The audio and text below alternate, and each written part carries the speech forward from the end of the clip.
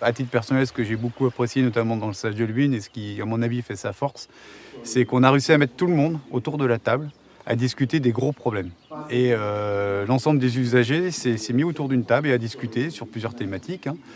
Chacun, effectivement, avec sa vision et son objectif de gestion, qui pouvait parfois être contraire, mais toujours en essayant d'améliorer l'existant.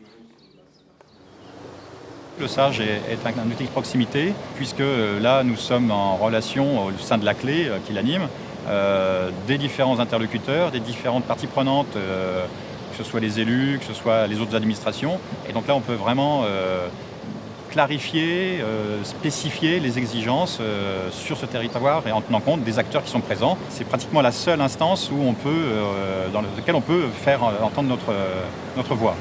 La position des industriels n'est certainement pas d'être sur le frein lorsqu'il s'agit de protéger une ressource. L'utilisation d'une eau de mauvaise qualité est impossible. Pour nous, le soin à apporter à la ressource en eau est fondamental et fait partie de notre activité. Le SAGE s'occupant essentiellement de l'eau est pour nous une source de connaissances, car c'est quand même assez technique.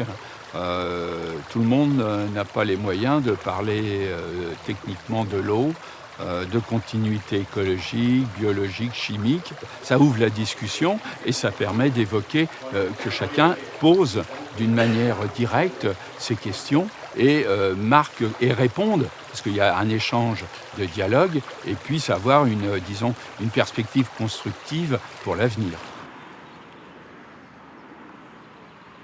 Nous sommes dans le quartier donc crétois et c'est un aménagement qui a pour but de protéger efficacement les habitants inondables de ce quartier crétois.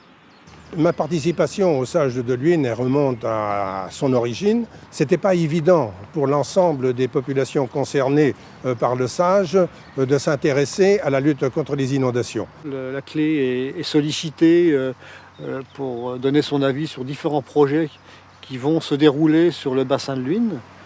Donc nous avons une source d'information importante. Nous pouvons faire passer nos idées, nos préoccupations.